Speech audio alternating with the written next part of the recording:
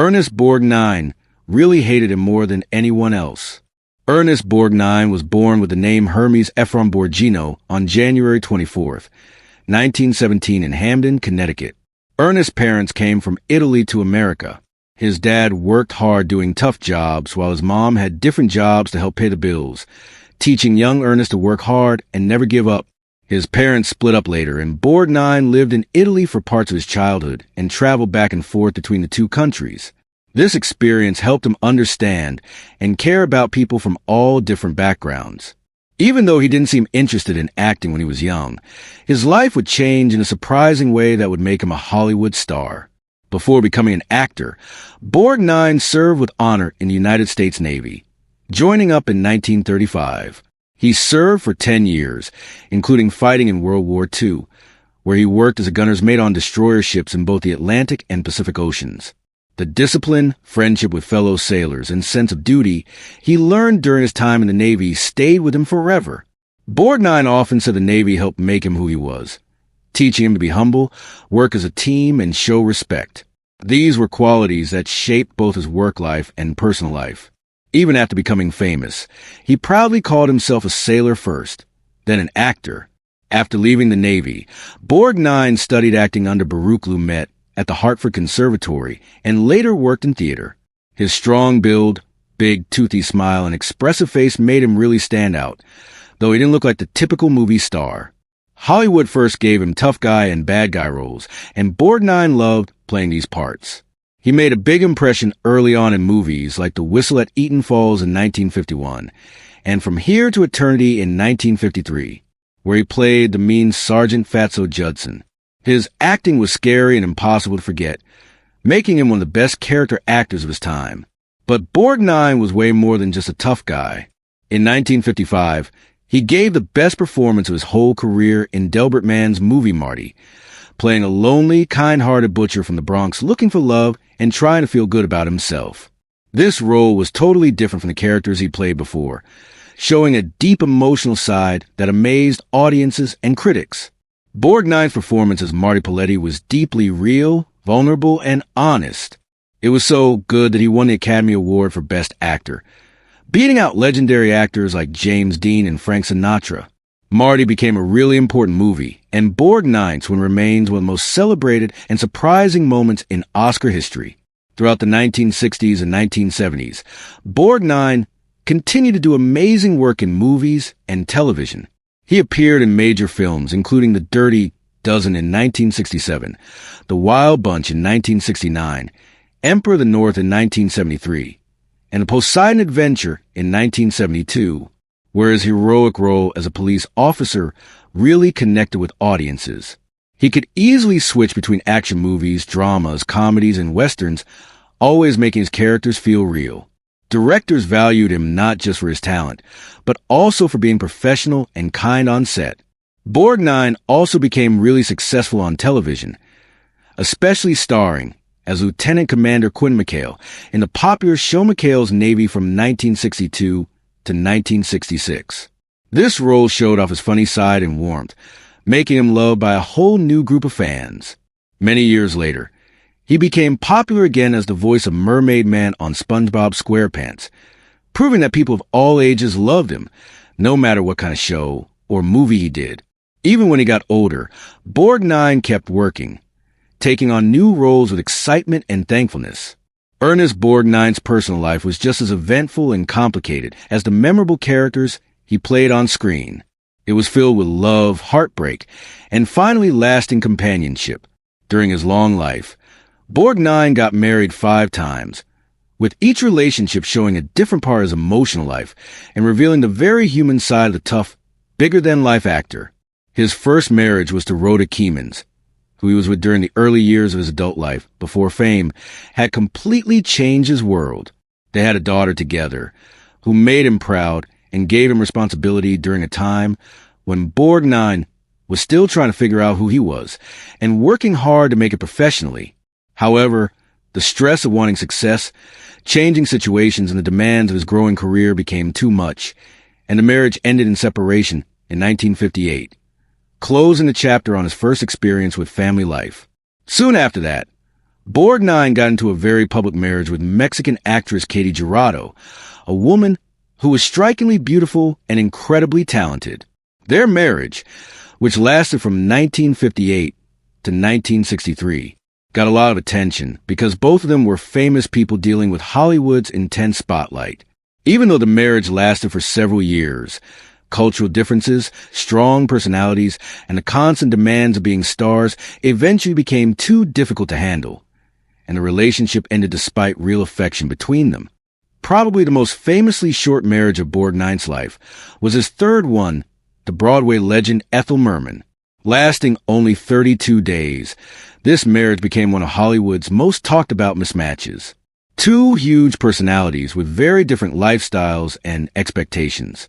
Borgnine and Merman quickly realized that admiring each other and being famous were not enough for a good marriage. Even though it was short-lived, the marriage became a famous story in entertainment history, often mentioned as an example of how even the biggest stars can make mistakes about love. Borgnine's fourth marriage to Donna Rancourt brought back a sense of family and stability. Together, they had 3 children, 1 son and 2 daughters, and for a while, Borgnine took on a role of caring husband and father with honesty and hope. Even though they were both committed to raising their family, the marriage eventually fell apart, and after 7 years, the couple divorced. Still, this time was important in Borgnine's life because it made him feel more like a family man and left a lasting emotional mark. Finally, in the last and longest chapter of his romantic life, Borgnine married Tove Tresnes, a Norwegian-born businesswoman and entrepreneur. This marriage turned out to be the stable relationship he had been looking for. Tove stayed by his side through decades of continued success, public appearances, and the quiet routines of later life. Their partnership was marked by loyalty, mutual respect, and unwavering support, lasting until Borgnine's death. In Tove, he found not just a wife but a lifelong companion, bringing a sense of fulfillment and emotional peace that he couldn't find in his earlier years. Among the many strong personalities Ernest Borgnine met during his long and very successful career, no one made him feel deeper, longer-lasting hate than Jan-Michael Vincent. Borgnine was never someone who held back his words, and when he didn't like someone, everyone could tell. With Vincent's case, that dislike turned into something much more intense, an almost physical disgust that Borgnine would later talk about openly and without saying sorry. Borgnine believed deeply in being professional, having worked his way up the hard way, serving in the U.S. Navy, and paying his dues in theater and small movie roles before making it big. He valued discipline, preparation, and respect for the craft above everything else. To him, acting wasn't just about fame or talent. It was a responsibility to the crew, to fellow actors, and to the audience. Jan-Michael Vincent in Borgnine's eyes stood for the exact opposite of those values. Borgnine was especially angry about what he saw as Vincent's constant unreliability.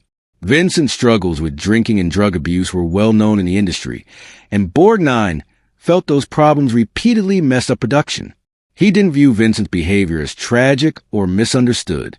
Instead, he saw it as selfish. He didn't care who he hurt, Borgnine once said. If he showed up at all, that was supposed to be enough. It wasn't enough for me. To Borgnine, showing up late, forgetting lines, and having unpredictable moods weren't harmless quirks, but serious breaks of professional trust. What made Borgnine's anger even stronger was his feeling that Vincent wasted amazing potential. Jan-Michael Vincent had undeniable charisma and a natural screen presence that could captivate audiences. Borgnine recognized that talent clearly, which only made his frustration deeper. The kid had everything, Borgnine said bitterly. Looks, talent, opportunities most actors would die for, and he threw it all away. Borgnine found it unforgivable that someone blessed with such gifts would repeatedly sabotage himself and those around him. Borgnine also had problems with what he saw as Vincent's attitude toward co-stars. Borgnine prided himself on being friendly and respectful no matter how famous someone was. He believed the set should work like a team, not a ranking system built on ego. Vincent's behavior, in contrast, seemed arrogant and careless to him. He acted like the world owed him something, Borgnine said. I never believed that. You earn your place every day, or you don't deserve it. Unlike many in Hollywood who change their opinions over time, Borgnine never changed his mind. Even years later, when Vincent's life had clearly fallen apart and sympathy might have been expected, Borgnine stayed blunt. He didn't deny Vincent's personal suffering, but he refused to excuse it. Plenty of people have problems, Borgnine stated. They don't use them as an excuse to disrespect everyone else. For Borgnine, compassion didn't mean staying quiet, and honesty mattered more than being polite. This intense dislike wasn't caused by jealousy or rivalry. Borgnine had nothing to prove. By the time he spoke openly about Vincent, his own legacy was secure, built on decades of praised performances and a reputation as one of Hollywood's most dependable actors. His anger came from disappointment and principle, not competition. He saw Jan-Michael Vincent as a symbol of wasted promise and careless privilege, and that more than anything offended him. In the end, Ernest Borgnine's hatred of Jan-Michael Vincent showed as much about Borgnine as it did about Vincent. It highlighted Borgnine's strong belief in work ethic, accountability, and respect for profession. Where others saw a tragic figure destroyed by addiction, Borgnine saw a man who repeatedly chose irresponsibility over commitment. "I loved acting too much to tolerate that," Borgnine said flatly. And for Ernest Borgnine, that judgment was final. At the age of 95, Ernest Borgnine's long and amazing life came to a quiet end, marking the end of a career and personal journey that had lasted nearly a century. He died on July 8, 2012 at Cedars-Sinai Medical Center in Los Angeles, one of the city's most well-known hospitals, a place often associated with the final days of Hollywood legends. The official cause of death was kidney failure, a condition that often affects elderly people, but it still brought a sense of finality to the life of a man who had always seemed indestructible, strong in spirit, loud in voice, and tireless in his love for living and working. In the month before his death, Borgnine's health had started to get worse more noticeably. He had surgery about 4 weeks earlier, a reminder that even someone as physically strong and tough as Borgnine wasn't immune to the realities of old age. Though details of the surgery weren't widely shared with the public, it was clear that his body was under increasing strain. Despite this, Borgnine stayed characteristically positive and engaged, never one to make a big deal about his own pain or ask for public sympathy. Friends and family later said that he handled his medical challenges with the same tough determination that had defined him throughout his life, both on and off the screen. Just days before his passing, Borgnine had gone back to the hospital for what was described as a routine medical checkup. There was no widespread expectation that the end was close, making his death all the more shocking for those close to him, to the public. He had always seemed eternal, an actor who had worked steadily for decades, whose presence seemed fixed in American popular culture. The news of his death, therefore, came as a deep shock, especially because he had stayed active, clear-headed, and connected his fans almost until the very end. It felt less like the loss of a retired legend and more like the sudden absence of a familiar, lasting figure. After his death, Borgnine was cremated, a choice that reflected the private, no-nonsense attitude he had throughout his life. Even though he was a celebrated Hollywood star, he never wanted extravagance or excessive ceremony just for show. What mattered more to him was honor, sincerity, and respect, values shaped long before fame found him. Keeping with that spirit, he was given a military funeral, a deeply meaningful tribute that recognized an essential but sometimes overlooked chapter of his life.